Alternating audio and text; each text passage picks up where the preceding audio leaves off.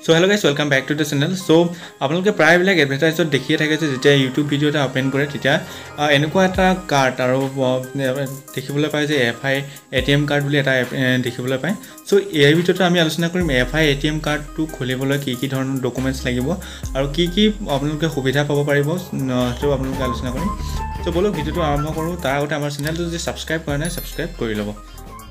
So আপোনালোক প্ৰথম পইণ্টটো কৈছে যে আপোনালোকে যেতিয়া FI একাউণ্ট এটা খুলিব তেতিয়া আপোনালোকে কি ধৰণৰ লাভ পাব।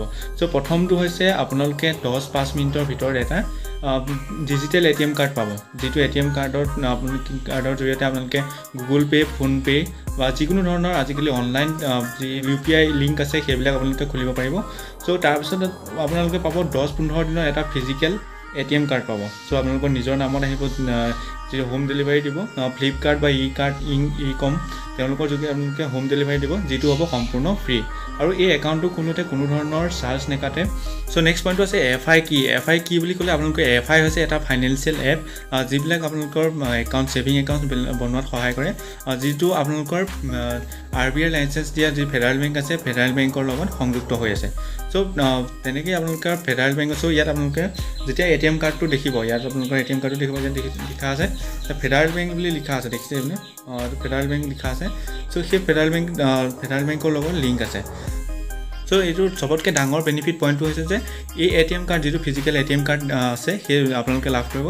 সেই ATM কাৰ্ডটো আপোনালোকে যিকোনো ATMত আপোনালোকে ব্যৱহাৰ কৰিব পাৰিব, পইচা উলিয়াব পাৰিব আৰু কোনো ধৰণৰ চাৰ্জ নেকাটে তাত।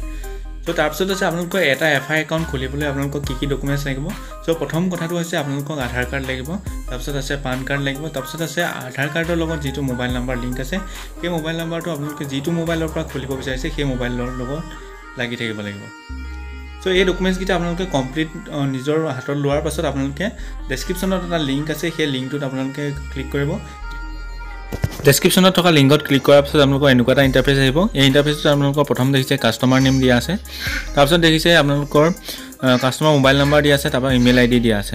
সো তাৰপৰা সাবমিটত ক্লিক কৰাৰ পাছত আপোনালোকৰ এনেকুৱা এটা এপ ইনষ্টল কৰিবলৈ আহিব, যেটো FI Money এপ। সো এইটো আপোনালোকে ইনষ্টল কৰিব লাগিব। ইনষ্টল কৰাৰ পাছত আপোনালোকে ওপেন কৰিব। ওপেন কৰাৰ পাছত তললৈ এটা সাইন আপ বুলি এটা অপচন আছে, তাত ক্লিক কৰিব। তাৰপিছত আপোনালোকৰ মোবাইল নাম্বাৰটো দিব আহিব। সো ইয়াত আপোনালোকে যেটো মোবাইল নাম্বাৰ দিব এটো আধাৰ কাৰ্ডৰ লগত লিংক থকা দিব আৰু মোবাইল নাম্বাৰটো আপুনি আপোনাৰ মোবাইলৰ লগতে লাগি থকা নাম্বাৰটো দিব। তাৰপিছত আপোনালোকৰ OTP বহোৱাৰ পিছত ইয়াত এনেকুৱা এটা ইন্টাৰফেস আহিছে। ইয়াত আপোনালোকৰ এন্টাৰ ইমেইল আহিছে আৰু এন্টাৰ লিগেল নেম, আপোনালোকৰ নামটো আধাৰ কাৰ্ড আৰু পান কাৰ্ডৰ যিটো নাম আছে আপোনালোকে সেই নামটো ইয়াত বহাব। বহাৰ পিছত আপোনালোকৰ এনেকুৱা এটা ইন্টাৰফেস আহিব, যেটোত আছে এন্টাৰ ইউৰ ৰেফাৰেন্স কোড মাৰিব আহিছে। সো ইয়াত আপোনালোকে কন্টিনিউ উইদাউট যেটো FI নিড কোড আছে সেই আপোনালোকে তাত ক্লিক কৰিব। সো তাৰপিছত এনেকুৱা এটা ইন্টাৰফেস আহিছে, যেটোত আছে এমপ্লয়মেন্ট টাইপ, কোম্পানী নেম, তাৰপিছত আছে এনুৱেল ইনকাম। সো ইয়াত আপোনালোকে এমপ্লয়মেন্ট টাইপ চেলাৰীত আছে, আদাৰ আছে, ষ্টুডেণ্ট আছে, সো তেনেকৈ সেলফ এমপ্লয়েড আছে। সো আপোনালোকে ইয়াত যেটো হয় সিলেক্ট কৰিব। তাৰপিছত আপোনালোকৰ কোম্পানী নেম আপোনালোকে ইয়াত যিকোনো এটা কোম্পানী আপোনালোকে ইয়াত সিলেক্ট কৰিব পাৰে। তাৰপিছত আপোনালোকৰ এনুৱেল ইনকাম যেটো হয় সেইটো আপোনালোকে সিলেক্ট কৰি সাবমিট কৰিব।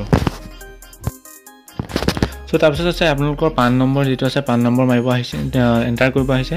তাৰপিছত আছে এন্টাৰ ডেট অফ বাৰ্থ যেটো আছে আপোনালোকে ইয়াত এন্টাৰ কৰিব। এন্টাৰ কৰাৰ পিছত আপোনালোকৰ নেক্সট অপচনত ক্লিক কৰি দিব। নেক্সটত ক্লিক কৰাৰ পিছত আপোনালোকৰ ইয়াত তাৰপিছত আছে ফাদাৰ্ছ নেম আৰু মাদাৰ্ছ নেম বহাব আহিছে। সো আপোনালোকে ইয়াত এটা বহাব।